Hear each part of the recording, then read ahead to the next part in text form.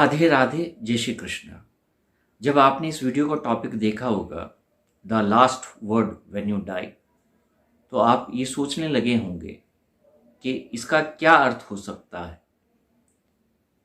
इस वीडियो के माध्यम से मैं आपको वो बताऊंगा जो शायद आपके लिए जानना अत्यंत आवश्यक है। श्रीमद् भगवत गीता एक ऐसा महान ग्रंथ है जिसमें हमारे सारे प्रश्नों के उत्तर हैं। लेकिन अब प्रश्न ये उठता है कि हम प्रश्न क्या करते हैं, क्योंकि श्री कृष्ण ने कहा तुम्हारे प्रश्न में ही तुम्हारा उत्तर है।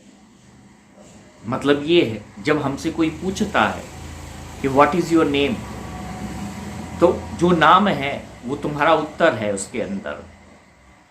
ये श्रीमद् भगवत गीता की खासियत है। अब मैं यहां पर श्रीमद् भगवत गीता को पूरी तरह से डिस्कस तो नहीं कर सकता, लेकिन उसमें से जो आपके लिए बहुत ही इंपॉर्टेंट है वो प्रेजेंट करना चाहता हूं। जब एक मनुष्य जन्म लेता है इस धरा पर और धीरे धीरे अपने जीवन को व्यतीत करता है, तो वो इच्छाओं से भर जाता है।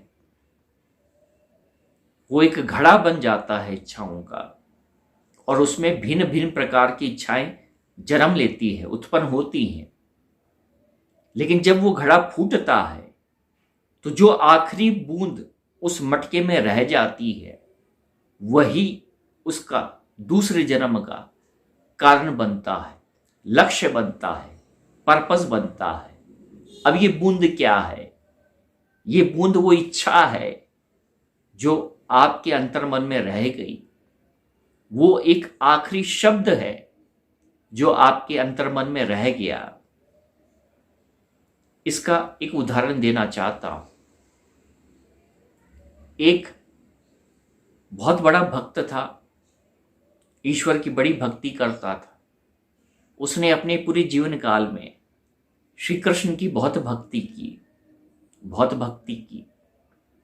और फिर जब उसका समय आया इस यात्रा को अंत करके अपनी असली यात्रा से जुड़ने के लिए, तो जब वो अपने प्राण को त्याग रहा था तो उसके अंतर्मन से एक ही शब्द निकला, और वो शब्द था हे कृष्णा, हे कृष्णा।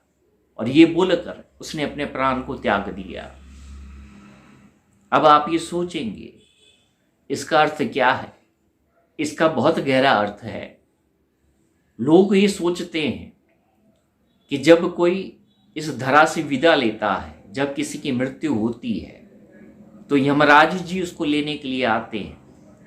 ये सब की मान्यता है। लेकिन मैं आज आपसे ये कहना चाहता हूं कि जो तुम्हारे आखिरी शब्द हैं वही तुम्हारी यात्रा को डिसाइड करते हैं, और वही ये तय करते हैं कि तुम्हें लेने के लिए कौन आएगा। जब उस भक्त ने अंतिम समय में हे कृष्ण कहा, तो फिर श्री कृष्ण ही उसे लेने के लिए आए।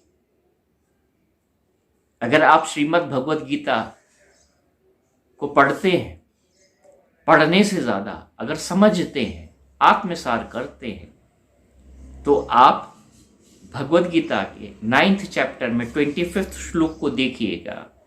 9th चैप्टर 25th श्लोक का, उसमें श्री कृष्ण कहते हैं जो जिसको पूजता है वो वहीं पहुंचता है। इसका अर्थ ये है, तुम्हारे भाव जिसमें अटके हैं, तुम्हारा लक्ष्य फिर वही बन जाता है, वही तुम्हारी यात्रा बन जाती है। लेकिन उसने ये भी कहा है, उस श्लोक में नहीं, उसके आगे के श्लोकों में, कि मैं जहां रहता हूं वहां कोई पहुंच नहीं सकता है, लेकिन जो वहां पर एक बार पहुंच गया तो फिर वो मेरे साथ ही रहता है। हम सब के अंदर एक दिव्य प्रकाश है। जब हम भगवत गीता का 8वें अध्याय का 4था श्लोक उठाते हैं, उसे समझते हैं, आत्मसात करते हैं, तो उसमें श्री कृष्ण कहते हैं इस शरीर में मैं ही वासुदेव विष्णु रूप से अधियज्ञ हूं। इसका अर्थ ये है, इस पूरे शरीर में अगर कहीं पर भी ईश्वर का वास है वो हमारा हृदय है। इंद्रियों में मेरा वास हृदय है और ये दुनिया यहाँ से चलती है, लेकिन वो कहता है यहाँ से चलोगे तो मुझे नहीं पाओगे, लेकिन यहाँ से जुड़ोगे तो एक पल में मुझे प्राप्त कर लोगे। Your heart holds the key. तुम्हारा जो हृदय है उसमें इतनी असीम क्षमता है, क्योंकि उसमें साक्षात ईश्वर का वास होता है। जिस दिन वो चाबी तुम अपने हृदय को दे दोगे तो तुम्हें अपनी लक्ष्य की पहचान अपने आप से हो जाएगी। लेकिन हमेशा याद रखना, जो आपने आखिरी शब्द का चुनाव किया है वही आपकी जीवन यात्रा बनेगी। लेकिन मैं आपको ये कहना चाहता हूँ, जो बीत गया सो बीत गया, लेकिन जो आपके हाथ में है वो तो आपके हाथ में है। इस बार वो चुनाव करना जो आज तक तुमने किया नहीं, because your last word decides the destiny what you will lead in your next life. Hare Krishna, Hare